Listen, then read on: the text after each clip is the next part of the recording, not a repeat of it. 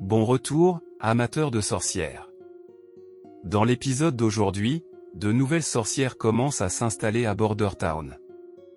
Chacune apporte des pouvoirs uniques et tout autant de doutes. Peuvent-elles faire confiance à un prince dont les idées paraissent étranges, voire dangereuses? Choisiront-elles de rester et de bâtir un avenir, ou de partir avant que tout ne dégénère? Pendant ce temps, Roland réfléchit déjà à la manière dont leur capacité pourrait tout transformer. Pas seulement Border Town mais l'équilibre des pouvoirs lui-même. Et puis il y a la question que personne n'ose poser à voix haute, un prince royal accepterait-il un jour d'épouser une sorcière? Car tandis que tout cela se met en place, une bataille se prépare silencieusement entre les royaumes. Et quelqu'un tire les ficelles depuis l'ombre. Commençons. Roland surprend Wendy en train de lui transmettre discrètement un avertissement de la part de Leaf, ces sorcières ne sont pas des combattantes de première ligne. Pas du tout. Sous l'effet de la pierre du jugement divin, leurs capacités de combat sont pratiquement entravées. Si les choses dégénèrent, il n'y aura ni sort spectaculaire, ni sacrifices héroïques, ni cavalerie magique surgissant pour sauver la situation. Et Roland? Il ne semble pas le moins du monde déçu. Parce que si elles ne peuvent pas se battre, elles peuvent travailler. Dans son esprit, l'équation est déjà résolue. Avec une sorcière capable de produire de l'électricité, les longues nuits sans lumière de Border Town cessent d'être dangereuses et deviennent une simple question de logistique. Une sorcière capable de créer du plastique permet de sauter des chaînes de production entières, comme si quelqu'un utilisait des codes de triche pour accélérer la civilisation. Ses pensées s'emballent, les engrenages tournant de plus en plus vite, imaginant la sorcellerie propulser ce monde médiéval droit vers l'avenir. Puis Nightingale le ramène brutalement à la réalité. Tout le monde attend. Maintenant. Plus de rêverie. Le prince est en retard et il le sait. Le dîner suit, et toutes les sorcières sont présentes. Roland les accueille à Border Town avec une chaleur sincère, les encourageant à manger librement et à demander tout ce dont elles ont besoin, la subtilité n'ayant jamais été son style de leadership. Lightning intervient aussitôt, le soutenant avec enthousiasme. Elle assure aux autres que Roland est généreux, accueillant et toujours ouvert aux nouveaux venus. Mis à part ses idées étranges, insiste-t-elle, c'est quelqu'un en qui elles peuvent avoir confiance. À ce stade, elle gère pratiquement sa campagne de relations publiques en direct. Une sorcière reproche à Lightning d'être bien trop familière avec un prince, mais Roland balaie la remarque sans hésiter. Titre, formalité, hiérarchie et il leur dit d'oublier tout cela. Mangez d'abord. On parlera ensuite. La nourriture refroidit plus vite que l'orgueil. Alors que le repas commence, plusieurs sorcières observent en silence Anna et Nana, complètement perplexes devant les deux petits bâtonnets qu'elles utilisent pour manger. Les baguettes pourraient tout aussi bien être une technologie extraterrestre. Malgré la confusion, la nourriture finit par conquérir tout le monde. Les assiettes se vident. La tension se dissipe. Pour une fois, la vie semble normale. Pas de mois des démons. Pas de grottes glacées. Juste de la chaleur, des ventres pleins, et des gens assis ensemble comme des amis. Roland les observe avec un sourire discret et satisfait. Une fois le dîner terminé, il se retire enfin vers ses documents. Le vrai travail commence maintenant. Il est temps de voir exactement avec quoi il doit travailler. En étudiant les capacités de chaque sorcière, Roland se souvient à quel point elles avaient été soigneusement consignées plus tôt. Tout le processus ressemblait étrangement à un entretien d'embauche à ceci près que Nana en était l'intervieweuse. Puis la réalité lui donne une petite gifle. Personne ne peut produire de l'électricité. Personne ne peut créer du plastique. Adieu la révolution industrielle instantanée. Ses plans ralentissent, mais son optimisme demeure. Leur capacité reste impressionnante, simplement pas bouleversante au premier regard. Il y a largement assez de talent pour répondre aux besoins immédiats, mais pas à une vitesse fulgurante. Leaf est la première à vraiment capter son attention. Sa capacité à accélérer la croissance des plantes et à contrôler librement la végétation fait d'elle un miracle agricole ambulant. Roland voit déjà les fermes se multiplier dans son esprit, les récoltes se stabiliser, et la famine devenir un problème du passé. Vient ensuite Skrull, une sorcière dotée d'une mémoire photographique inhumaine, fonctionnant 24 heures sur 24. Cette activité mentale constante est probablement ce qui lui a permis de survivre à la maturité, son pouvoir ne s'éteint jamais vraiment. Après la maturité, elle peut recréer de mémoire n'importe quel livre qu'elle a lu, faisant d'elle une archive vivante parfaite et une enseignante irremplaçable. Puis il y a Hummingbird, petite, adorable, et absurdement puissante. Elle peut rendre les objets légers, presque sans poids. Instantanément, Roland voit son utilité dans le transport, la construction et la logistique. Déplacer la pierre, soulever des cargaisons, remodeler les infrastructures, des tâches qui nécessiteraient normalement des dizaines d'ouvriers deviennent soudain triviales. Soraya Zoensui, fille de marchand, originaire de Grey Castle elle-même. À l'aide d'un pinceau, elle peut recréer des peintures réalistes de tout ce qu'elle peut visualiser. Pas d'encre. Pas de papier. Pas de toile. En pratique, elle est une caméra vivante capable d'enregistrer paysages, machines, plans et même des schémas directement depuis sa mémoire. Echo, venu du continent sud, peut reproduire parfaitement n'importe quel son qu'elle entend. Appel d'animaux. Voix humaine.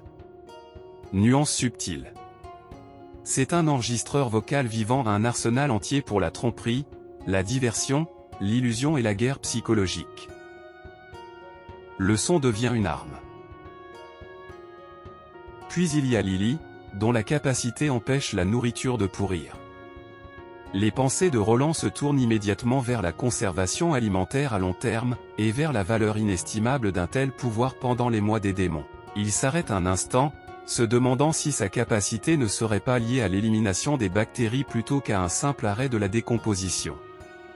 Il n'a pas encore la réponse. Mais il la trouvera. Pourtant, après Leaf, la sorcière qui le fige réellement est Moon. Son pouvoir est d'un tout autre ordre.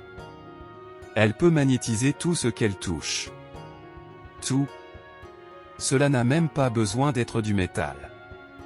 Silencieuse, renfermée, parlant à peine, Moon était considérée comme inutile au sein de l'association de coopération des sorcières. Dans les montagnes, sa capacité avait peu d'application. Sa professeure, Kara, ne manquait jamais de le lui rappeler. Elle a été harcelée. Ignorée. Rejetée. Mais ici, tout change. Avec la compréhension scientifique et technologique de Roland, Moon n'est pas inutile. Elle est inestimable. Dans l'esprit de Roland, les engrenages ne se contentent plus de tourner et ils explosent. Le magnétisme signifie des générateurs. Les générateurs signifient de l'électricité. L'électricité signifie la lumière. Et une fois que la lumière existe, les miracles suivent.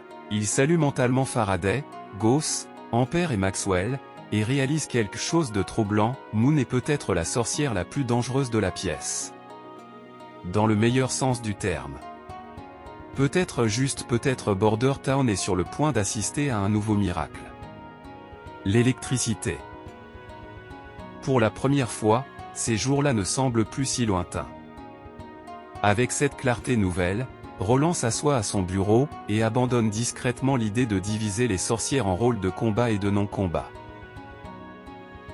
À la place, il crée 3 catégories fonctionnelles. Les capacités auto-renforçantes en premier, très rares, effet passif, non affectés par la pierre du jugement divin. Les capacités d'invocation en second, magie externe courante, à portée limitée. Puissante en conditions normales, mais facilement supprimée par la pierre. Et enfin, les capacités d'attachement. Des capacités nécessitant un contact direct avec un objet, consommant d'énormes quantités de pouvoir et surtout rendant l'objet affecté immunisé contre la pierre du jugement divin. Une fois tout classé, Roland met fin à la journée. Il sait que le chaos approche et que ceci n'était que le calme avant la tempête. Ailleurs, les sorcières se rassemblent dans une pièce, encerclant Nightingale comme une équipe d'interrogatoire. Elle pose enfin la question qu'elles évitaient toutes, peuvent-elles éviter l'agonie de la maturité en utilisant constamment leur magie? Nightingale répond immédiatement, Anna et Nana en sont la preuve vivante. Elle voit la magie à l'intérieur de leur corps. À travers son brouillard, Elle observe la transformation, la vitalité magique augmente tandis que la douleur de la maturité diminue. Brûlez toute votre magie avant l'éveil, affirme-t-elle, et la maturité devient presque indolore. Wendy confirme, expliquant qu'elle n'en avait jamais eu l'occasion auparavant, toujours en fuite face à l'église, toujours trop effrayée pour utiliser leur pouvoir. Liv comprend enfin pourquoi sa propre maturité a à peine fait mal. Après son retour des montagnes, elle avait épuisé sa magie en combattant les demi-démons. Puis la réalisation frappe de plein fouet. Si c'est vrai, alors la montagne sacrée qu'elle poursuivait n'a jamais existé. La peur s'installe jusqu'à ce que Wendy l'arrête net. La montagne sacrée n'a pas besoin d'être un lieu précis, dit-elle. N'importe quel endroit où elles peuvent utiliser librement leur pouvoir sans se cacher est leur montagne sacrée. Ici, les sorcières ne sont pas chassées. Border Town peut donc être leur montagne sacrée. Skrull se demande en silence si d'autres sorcières ont découvert cette vérité elles aussi. Mais les lettres envoyées aux associations de Wolfheart et du Royaume de l'Aube sont restées sans réponse. Nightingale révèle alors le plan de Roland. Il compte répandre des rumeurs, présentant Border Town comme une nouvelle montagne sacrée, un refuge dans l'espoir que des sorcières perdues finissent par y arriver d'elles-mêmes. Malgré tout, les doutes persistent. Echo avoue qu'elle ne comprend absolument pas les motivations de Roland. Pourquoi un prince les accepterait-il toutes sans la moindre hésitation? Lily prend la parole ensuite, sa voix basse et méfiante, façonnée par une longue défiance. Peut-être veut-il faire d'elles des danseuses, comme d'autres nobles. Nightingale réplique aussitôt. La colère traverse son visage tandis qu'elle rejette fermement cette idée, disant à Lily de ne pas juger ce qu'elle ne comprend pas encore. Roland n'est pas ce genre d'homme. Elle le verra par elle-même en restant ici plus longtemps. Wendy acquiesce, intervenant avant que la tension ne s'aggrave. Pour l'instant, tout le monde devrait regagner sa chambre, se reposer et dormir. Demain sera une journée chargée. Avant qu'elle ne se disperse, Wendy ajoute une dernière chose. Elles devront être prêtes à signer un contrat au matin. Et sur ces mots, la nuit s'installe enfin. Le matin arrive vite. Tout le monde se rassemble pendant que Roland leur demande de lire attentivement le contrat et de pratiquer leur pouvoir conformément à ce qu'il stipule. Aucune pression, bien sûr, juste l'avenir de la civilisation reposant sur leur compréhension. Moon hésite, puis prend la parole d'une petite voix nerveuse. Elle a peur de tout gâcher encore une fois, comme lorsqu'elle avait failli assommer Lily avec une poêle en fer. Roland la rassure immédiatement, promettant de superviser personnellement son entraînement. Puis il s'arrête et demande à Skrull, Liv et Soraya de retarder leur entraînement et de le rejoindre en privé. Plus tard, dans son bureau, Roland devient sérieux. Il interroge sur l'incident dans les montagnes les créatures étranges, les 7 sorcières survivantes, et l'enseignante qui n'a pas survécu. Même avec toutes les sorcières présentes, les pertes avaient été dévastatrices. Il doit comprendre à quoi elles faisaient face. Ces choses étaient-elles des espèces hybrides ou des démons? Liv se fige. Ses mains tremblent tandis que le souvenir la submerge. Lorsqu'elle parle enfin, sa voix est tendue. Ce n'étaient pas des démons. C'étaient des diables venus des enfers. De grandes silhouettes. Des créatures montées sur d'autres bêtes démoniaques. Et des utilisateurs de magie. Comme les sorcières. Roland se tourne vers Soraya et lui demande si elle les a vues aussi. Elle répond oui, visiblement troublée. Il lui glisse une feuille de papier et lui demande de les dessiner exactement telles qu'elle s'en souvient. Avec son pouvoir, rien ne serait perdu, ni au temps ni à la peur. Soraya inspire profondément et rassemble sa magie. Quand elle est suffisante, une plume apparaît dans sa main droite. Roland ne peut qu'observer, émerveillé. C'est comme voir un maître artiste être invoqué dans le monde réel. Soraya abaisse la plume et commence à dessiner. Chaque trait laisse derrière lui de légères traces de couleurs, scintillant comme un arc-en-ciel sur la page. Et enfin, les réponses commencent à prendre forme. Soraya abaisse son pinceau, et ce qui apparaît sur la page vide instantanément la pièce de ses couleurs. La forme est erronée, les proportions violentes, et même Roland et Nightingale ressentent ce frisson instinctif qui dit que cette chose ne devrait pas exister. Soraya vacille alors que sa magie s'épuise. Leaf et Nightingale la rattrapent aussitôt, la soutenant avant qu'elle ne s'effondre. Puis Leaf s'avance et confirme sans hésiter. Ce sont les mêmes diables qu'elles ont affrontés dans les montagnes. Elle l'explique calmement, comme si elle listait des outils plutôt que des horreurs. L'un lançait des javelots à une vitesse fulgurante, bien plus rapide qu'une flèche. L'autre invoquait la foudre depuis le ciel, et tous deux combinaient une magie écrasante à une force physique terrifiante. Puis elle ajoute le détail qui lui a sauvé la vie. Il ne pouvait pas maintenir ses attaques indéfiniment. Leaf a exploité cette faille, chronométrant chacun de ses mouvements, forçant les diables à se surexposer. Roland se fige lorsque l'implication devient claire. Elle les a affrontés tous les deux seuls. Leaf le corrige calmement et ajoute l'élément manquant. Les serpents de Kara ont découvert une faiblesse sous les masques des diables, un tube fragile. Lorsque les serpents l'ont percé, un gaz rouge s'en est échappé et le diable s'est effondré. Kara n'a pas survécu à l'échange. Leaf a utilisé la même méthode sur le second monstre. Elle a touché le tube avec un carreau d'arbalète et observé la même brume rouge se disperser. Au moment où le tube a été détruit, le second diable est tombé sans vie. Roland reporte son regard sur le dessin, son esprit passant pleinement en mode analyse. Un tube, du gaz rouge, une dépendance totale, cela ressemble dangereusement à un système respiratoire. Comme une alimentation externe en oxygène. Pourtant, le doute s'installe lorsqu'il observe l'image de plus près. Ces créatures ne ressemblent pas à des extraterrestres ni par leur technologie, ni par leur comportement. Puis Leaf lâche un autre détail comme si de rien n'était. Elles ont aussi vu une ville flottant dans le ciel. Peu importe leur déplacement, elles restaient à la même distance, toujours visibles, toujours hors de portée. Elle suggère que cela pourrait avoir été un mirage. Cette idée allume une étincelle dans l'esprit de Roland. Même si c'était un mirage, cela signifie qu'une ville de ce genre devrait réellement exister quelque part dans les terres sauvages. Et une autre pensée émerge. Peut-être que ces nuages rouges au-dessus de la ville sont nécessaires à la survie des diables. Il demande à Soraya de dessiner les environs.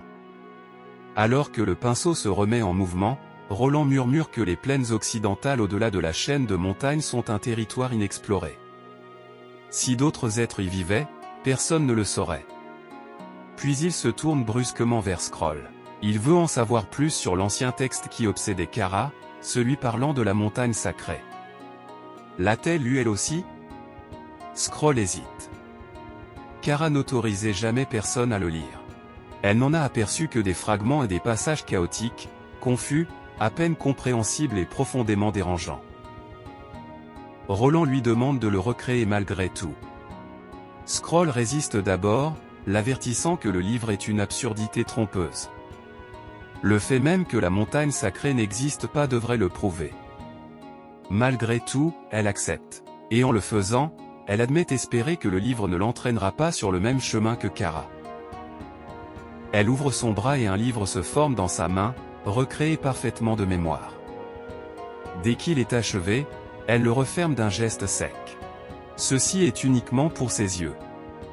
Elle ne veut pas que quelqu'un d'autre finisse comme Kara. Roland hoche la tête une seule fois. Plus tard, Nightingale grignote tranquillement pendant que Roland se plonge dans les pages. Il lui demande si elle n'est pas au moins un peu curieuse. Elle s'éloigne sans hésiter, totalement désintéressée par tout ce que cette enseignante folle avait pu adorer. Roland continue de lire, et confirme rapidement ce que Nightingale l'avait averti plus tôt. La langue originale n'est pas la langue commune. La grammaire se tord de manière contre nature. Même lorsqu'il comprend les mots individuellement, leur sens refuse de se stabiliser en quelque chose de cohérent. Puis soudain, quelque chose attire son attention. Ses yeux s'écarquillent. Le texte rend une chose terriblement claire, les humains ordinaires n'ont aucune chance contre ces diables. Aucune. Son pouce accélère à mesure qu'il lit. La pierre divine du jugement n'a pas réussi à les arrêter. Même sans libérer leur pouvoir démoniaque, les diables étaient physiquement assez puissants pour tout écraser sur leur passage.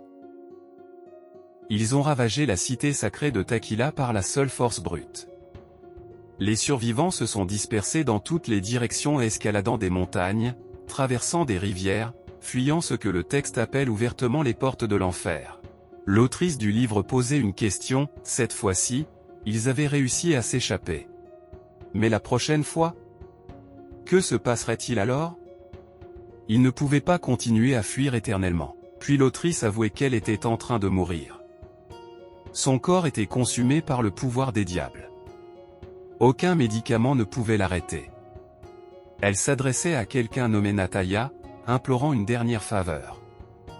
L'expérience de l'armée du jugement divin d'Alice était presque terminée. Les premiers essais avaient réussi. Les guerriers étaient assez puissants pour affronter les diables de front. Mais la victoire, disait-elle, serait dénuée de sens. Une telle victoire n'appartiendrait même pas à l'humanité. Ces guerriers n'apporteraient qu'une destruction encore plus grande au monde. Elle suppliait que le projet soit abandonné, convaincue que seule Nataya avait l'autorité nécessaire pour l'arrêter. Roland referme le livre et se prend la tête entre les mains. Rien ne concorde. Il se demande si Kara n'a pas confondu diable et sorcière, persuadée que les sorcières régneraient en maîtresse, faisant ainsi de l'armée de l'Église son ennemi. Mais cela n'explique toujours pas tout. Comment comptait-elle surmonter la pierre divine mortelle pour les sorcières, mais apparemment inefficace contre les diables? Au moins, une vérité est enfin claire. Les diables ne sont pas des sorcières. Malgré cela, les questions s'accumulent rapidement. Quand l'Église a-t-elle affronté ces diables, et quel genre d'endroit était Taquila? Roland maudit l'ancien propriétaire de ce corps pour avoir gaspillé sa jeunesse dans l'indulgence au lieu de l'étude. Désormais, sa compréhension de ce monde est limitée, et il doit reconstituer des secrets capables de détruire le monde avec un esprit à moitié informé. Il demande à Nightingale où Kara a trouvé le livre. Nightingale explique que Kara le possédait déjà lorsqu'elle a rejoint l'association des sorcières. Elle cherchait la montagne sacrée depuis le tout début. Mais selon Wendy, le groupe a commencé lorsque quelques sorcières se sont rencontrées dans la région de Seawind. Kara, Wendy et Scroll faisaient partie des membres fondateurs. Elles ont fini par découvrir des ruines souterraines dans la forêt orientale près de Seawind. Seule Kara s'est aventurée plus profondément à l'intérieur. Et elle est revenue seule avec le livre. À mesure que l'association grandissait, quelqu'un a accidentellement divulgué l'emplacement des ruines. L'Église l'a remarqué. Et la chasse a commencé. Kara a fui vers la chaîne de montagnes à la recherche de la montagne sacrée. C'est là que l'histoire s'arrête. Nightingale demande si Roland souhaite enquêter sur les ruines. Il secoue immédiatement la tête. La forêt orientale est trop éloignée, et errer ne permet pas de bâtir un territoire. Mais il a une meilleure idée. Il parle de fonder une véritable organisation, pas un culte obsédé par des illusions. Pas de crime, pas d'abus de pouvoir pour échapper à la loi. Juste la liberté, la responsabilité, et un endroit où les sorcières peuvent vivre heureuses. Et cette nouvelle organisation devrait s'appeler l'Union des sorcières. La scène change. À la forteresse de Longsong, les nobles remplissent la grande salle de rire, de musique et de vin à flot. L'ambassadeur aux cheveux rouges observe la scène d'un œil exercé. Comparé au banquet du roi à Greycastle, cette célébration ressemble à une imitation soignée assez grandiose pour être crédible, mais dépourvue du poids du véritable pouvoir. Il reconnaît néanmoins l'effort fourni. La famille Elk s'est manifestement donné beaucoup de mal, et chaque invité présent appartient à la noblesse de la forteresse de Longsong, preuve que cette réception était destinée à impressionner, même si elle ne pouvait rivaliser avec la capitale. En arrière-plan, un homme blond pousse sa jeune sœur en avant, l'encourageant à s'approcher de l'ambassadeur. Elle se fige. Mortifiée. Il le fait donc lui-même, appelant bruyamment l'ambassadeur, « mon pote ». Comme au bon vieux temps. L'ambassadeur se crispe aussitôt, mais l'homme blond éclate de rire, affirmant qu'ils sont de vieux amis et l'invitant à se détendre.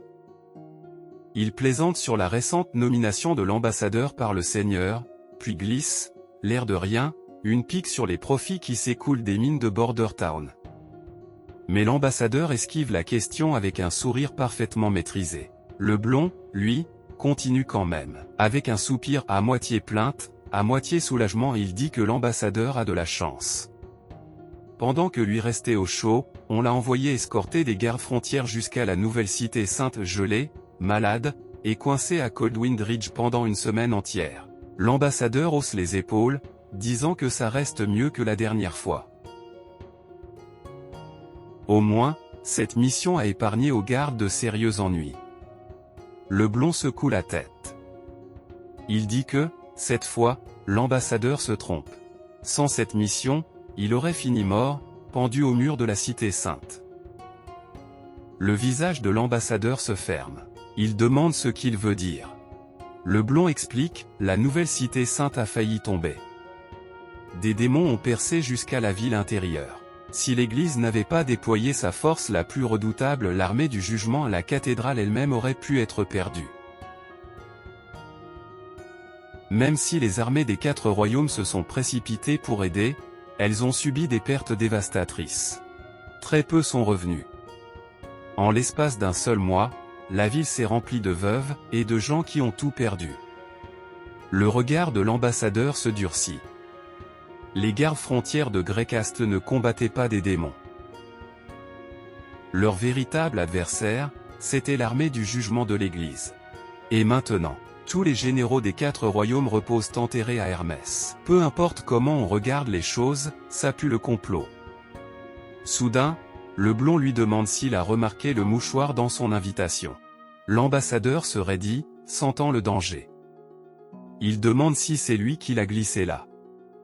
Le blond éclate de rire et balaie l'idée, disant que s'il avait voulu se moquer de lui, il lui aurait envoyé de vieilles chaussettes à la place. Il explique que le mouchoir a été cousu par sa sœur. Elle vient d'avoir 16 ans.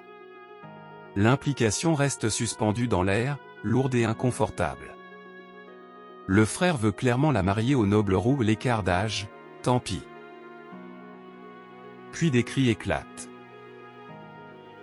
Un noble furieux crache des insultes au nom de Roland, vomissant du poison à chaque mot. Et il a encore l'audace d'agir comme si le monde tournait autour de lui. L'ambassadeur intervient, exigeant une explication. Un homme explique qu'il se dispute au sujet du seigneur de Bordertown, celui qui confisque les propriétés aristocratiques. Un noble aux cheveux bouclés s'avance. Il le confirme lui-même. Il possède des terres à Bordertown, mais chaque hiver, pendant les mois des démons, il fuit à la forteresse de Lonson. Et comme ça, l'ombre de Roland s'étend jusqu'ici. Les nobles de Bordertown ne chuchotent plus et ils fulminent. Cette année, l'un de ses amis, Cornelius, a reçu un message, sa maison a été démolie pour construire un mur, il n'y aurait aucune compensation, et fuir pendant la saison des démons est désormais officiellement considéré comme une trahison.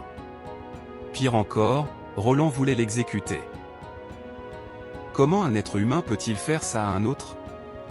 Le prince Roland ne s'est pas contenté de brûler les ponts, il a salé la rivière sous les ruines. L'ambassadeur comprend vite. Ce n'est pas une cruauté gratuite, Roland est en train d'exclure Lonesome Fortress de son avenir, volontairement.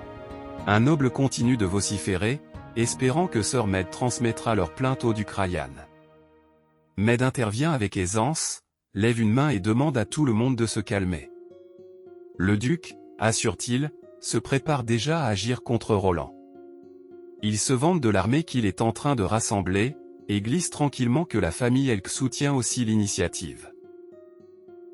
Les nobles se calment aussitôt, soulagés qu'une figure puissante prenne les commandes. Mais l'ambassadeur roux, lui, ne sourit pas. Il tire Med à l'écart et lui murmure qu'attaquer un prince, ce n'est pas exactement une affaire de week-end. Med hausse les épaules. Pour lui, Roland n'est qu'un prince couvert de boue, avec un ego surdimensionné. Dès qu'une vraie armée se présentera, insiste Med, Roland pliera. L'ambassadeur ne discute pas. Mais il n'y croit pas non plus. Med continue d'appuyer la même logique, ce ne sont que des paysans et des mineurs, ils se disperseront, et le combat sera terminé avant même de commencer. Et c'est précisément ce qui inquiète l'ambassadeur. Il ne craint pas que Roland perde. Il craint que Roland fasse des dégâts. Il ne sait pas pourquoi, mais au fond de lui, l'ambassadeur a toujours l'impression que Roland est celui qui restera debout. Qu'il battra les forces du duc. Plus tard dans la nuit, l'ambassadeur entre au domaine de la famille Honeysuckle. Son père l'accueille avec des papiers de rapport sur la main-d'œuvre, les routes commerciales, les réserves. Les préparatifs d'une expédition de printemps sont déjà en cours. Et là, tout s'emboîte. L'armée du duc n'est pas une rumeur, c'est un calendrier. L'illusion se brise complètement quand son père mentionne, l'air de rien, les plans de recrutement dès que la neige aura fondu. Les 5 grandes familles fournissent des chevaliers et des soldats. Quand Perroff demande combien d'hommes ils enverront, le chiffre tombe comme un coup. Plus d'une centaine. L'ambassadeur exprime immédiatement son inquiétude pour la sécurité de son père. Son père rit. Pour lui, Lonesome Fortress est un éléphant.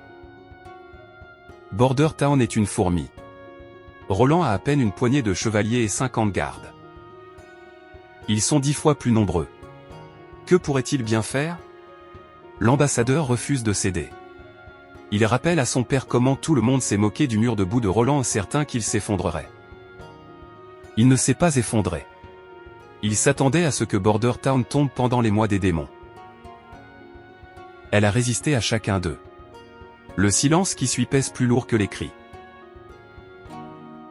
Puis son père explose. Il pointe les portraits de leurs ancêtres, endurcis par la guerre, et déclare qu'il ne les déshonorera pas en reculant maintenant. Comment son propre fils peut-il avoir si peur d'une chose aussi simple? A-t-il vraiment peur de se battre? L'ambassadeur avale l'insulte. Son père le traite de honte. Mais intérieurement, l'ambassadeur est convaincu d'une chose, sa famille fonce droit vers un désastre qu'elle ne comprend pas. Leurs ancêtres ont mené des guerres d'acier et de sang. Cette génération s'est installée dans le confort riche, en sécurité, indulgent. Et maintenant, ils marchent vers l'inconnu avec des chevaux, des arcs et des flèches. Sans savoir ce qui les attend de l'autre côté de la table. Pire encore, leur adversaire, c'est ce prince imprévisible. Roland Wimbledon. À Border Town, Roland est occupé à faire exactement ce que personne n'attend. Il tient sa promesse faite au père de Nana, Monsieur Pine, en lui accordant des terres et le titre de vicomte. Les terres au sud de la rivière restent une forêt pour l'instant, mais Roland promet que ce sera la première zone développée. Tous les futurs profits commerciaux de cette région appartiendront à la famille Pine. Monsieur Pine accepte sans hésiter. Il se contente de chasser dans la forêt jusqu'au début du développement. Roland adoube ensuite officiellement Brian. Chaque exploit militaire futur lui vaudra davantage de terres. Et voilà comment Roland règle son problème de territoire. La rivière devient la ligne de séparation, entraînement militaire d'un côté, industrie et agriculture de l'autre. La forêt de l'Ouest devient un centre de ressources rempli de bois, d'herbes, d'animaux et de nourriture. Puis Soraya est convoquée. Roland l'accueille chaleureusement et lui demande comment se passe son travail à l'hôtel de ville. Elle avoue qu'elle n'a jamais autant dessiné de toute sa vie. Observer les gens à travers une petite fenêtre pour les croquer sur le papier, c'est étrange. Roland lui rappelle pourquoi cette fenêtre existe, certains citoyens pourraient encore se méfier de sa plume magique. Elle dessine des portraits de chaque habitant payé 10 pièces de bronze par pose. Mais elle ne comprend toujours pas vraiment à quoi cela sert. Grâce à elle, Border Town peut désormais enregistrer sa population avec précision. Nom, visage, détails, tout est conservé. Ces dessins fonctionnent comme des photographies. Des images d'identité. Comme des photos de passeport. C'est alors que Roland lui révèle pourquoi il l'a appelée. Il veut qu'elle dessine autre chose. Soraya hésite, confuse, demandant quel type d'image il veut. Roland ouvre un tiroir et pose un objet sur la table. Juste quelques accessoires, dit-il, pour se divertir. Soraya, encore plus perdue, accepte puisque c'est lui qui le demande. Roland lui donne des instructions. Dessine un soldat tenant une lourde arbalète. Imagine l'armure. L'environnement. Chaque petit détail. Elle dessine nerveusement pendant que Roland la regarde comme un fan de technologie découvrant la génération d'images par IA. Quand elle termine, il est impressionné par le réalisme. Puis il lui demande d'ajouter un cercle. Puis un autre. Avec davantage de lignes. Instruction après instruction, carte après carte. Bientôt, il lui dit de créer un paquet entier comme ça. Il lui promet de lui apprendre à s'en servir une fois terminé. Pendant que Roland tient la toute première carte de jeu jamais créée dans ce monde, une pensée lui traverse l'esprit. Bientôt, un jeu de cartes appelé Gwent va secouer Border Town. Le temps passe, le soleil descend. Maintenant, il joue à ce nouveau jeu dans son bureau. Au dernier tour, Roland abat un coup dévastateur. Soraya se fige. Sa puissance d'attaque est plus élevée, donc la victoire est pour lui. Soraya a officiellement été envoyée au royaume des ombres. Yuji serait fier de toi, Roland. Beau travail. Mais elle exige immédiatement une revanche. Roland, évidemment, veut terminer sur une victoire, et dit qu'il est déjà tard. Elle devrait trouver quelqu'un d'autre avec qui jouer. Elle accepte en silence, clairement frustrée, clairement vaincue, serrant le paquet de cartes contre elle en sortant. Quand l'aube colore le ciel d'or, une douce mélodie remplit l'air. Roland la reconnaît immédiatement. Soraya s'arrête sur le seuil et demande si c'est Echo qui chante. Dehors, Echo est assise au bord d'un bâtiment, sa voix flottant doucement dans l'air. Anna écoute en silence, appréciant visiblement le chant. Scroll arrive, et c'est mignon. Puis, l'air de rien, elle glisse qu'Echo admire aussi les pouvoirs d'Anna. Anna demande pourquoi. Scroll explique le passé d'Echo, arraché au continent sud, vendu via Clearwater Port comme esclave, entraîné à séduire pour le profit. L'association des sorcières l'a sauvé des trafiquants. Sa vie s'est améliorée, mais son passé reste brisé et incomplet. Anna sent tout le poids de cette souffrance. Scroll ajoute que, comparé au pouvoir d'Anna, le chant d'Echo n'a jamais promis d'avenir. Parce que ce n'était pas considéré comme une capacité forte. Elle rassure Anna avec douceur. Ici, les sorcières ne sont plus désespérées. Et Anna, la première sorcière que Roland ait jamais rencontrée, est devenue sans le savoir la raison pour laquelle les autres se sentent enfin en sécurité. Puis Scroll remarque autre chose.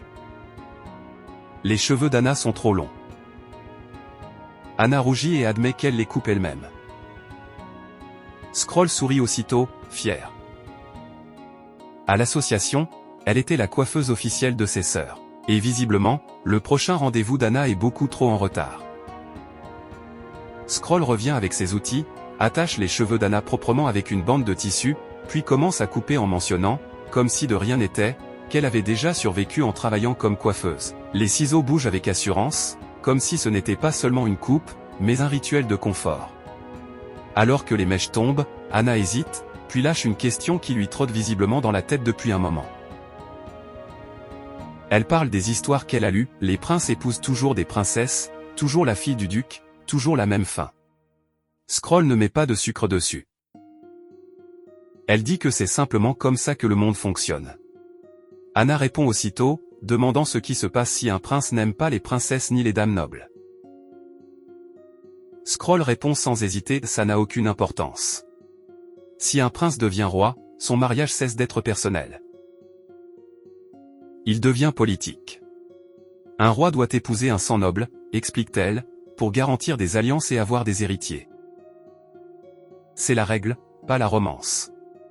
La vérité frappe plus fort que prévu. Anna se tait. L'espoir se vide de son visage, et même Scroll comprend qu'elle vient peut-être d'écraser quelque chose de fragile. Elle ne le dit pas à voix haute, mais de toute façon, les sorcières ne peuvent pas avoir d'enfants. Quand la coupe est terminée, Scroll change vite l'ambiance. Elle retire fièrement le tissu des épaules d'Anna et déclare qu'elle a l'air lumineuse, douce, et indéniablement mignonne. À cet instant, elle décide ce qu'Anna lira aujourd'hui. La biographie de la famille royale. Anna la remercie sincèrement, appréciant la gentillesse derrière ce choix comme elle remercierait une enseignante attentionnée. Scroll lui dit qu'elle retourne dans sa chambre, et que si Anna ne comprend pas quelque chose en lisant, elle peut venir lui demander. Mais Anna l'arrête. Elle dit que le prince Roland n'est pas comme les princes de ses livres. Il fait ce qu'il veut. Scroll se retourne, curieuse, et lui demande comment elle peut en être si sûre. Anna répond simplement s'il avait été comme les autres, il ne l'aurait jamais sauvé. Ailleurs, Roland étudie une feuille couverte d'équations. Le théorème de Pythagore le fixe comme un vieil ami. Il l'explique à Scroll, étape par étape. Triangle rectangle. A au carré plus B au carré égale C au carré. Les aires. La réversibilité de l'équation. De l'algèbre simple une logique fondatrice. Quand il termine, il lui demande si elle comprend. Scroll soutient son regard et confirme d'un ton ferme. Puis il lui demande autre chose. Peut-elle utiliser sa capacité pour mémoriser davantage d'équations tout ce qu'il est sur le point d'écrire? Scroll inspire profondément et active son pouvoir. Ses yeux s'illuminent d'un bleu intense. Chaque symbole, chaque équation, chaque détail gravé parfaitement dans sa mémoire. Roland n'enseigne pas seulement pour aujourd'hui. Il préserve le savoir. En tant qu'ancien ingénieur, sa tête est remplie de maths, de physique, et de fragments dispersés de science. Mais comme il n'a pas la mémoire de Scroll, il est voué à oublier la plupart des choses s'il ne les utilise pas. Alors il les stocke en elle, espérant qu'un jour cela devienne l'ossature d'une vraie éducation. Mais la magie le dérange toujours. Elle ne se comporte ni comme l'électricité ni comme une énergie qu'il comprend. Les sorcières plient la réalité elle-même, et il n'existe pas d'équation propre pour ça. Pour comprendre la magie, réalise-t-il, il faudrait comprendre l'univers. Ses pensées dérivent vers Einstein, la relativité, et l'idée que son ancien monde a peut-être frôlé la magie sans jamais s'en rendre compte. Sans sorcière, aucune preuve. Scroll le ramène à la réalité. Le temps a passé. Roland cligne des yeux, s'excuse d'avoir rêvassé, et décide de terminer la leçon. Scroll se lève pour partir, puis s'arrête. Elle dit qu'elle a une question. Il l'y autorise, pensant distraitement qu'à part leur problème de confiance en soi, les sorcières sont étonnamment normales.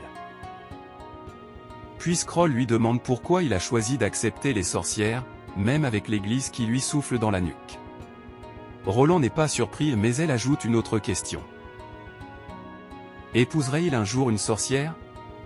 Ça, en revanche, le prend au dépourvu. Il manque de s'étouffer avec son thé. En toussant, essuyant son visage, il demande pourquoi elle pose une question aussi sortie de nulle part. Mais l'idée ne le lâche pas. Des images traversent son esprit. Le visage d'Anna. Leur première rencontre. Sa voix. Leur moment silencieux. Son entraînement dans le jardin. Son premier uniforme. L'idée s'installe doucement, presque naturellement. Roland sourit et dit oui, absolument, il épouserait une sorcière. La nuit s'épaissit.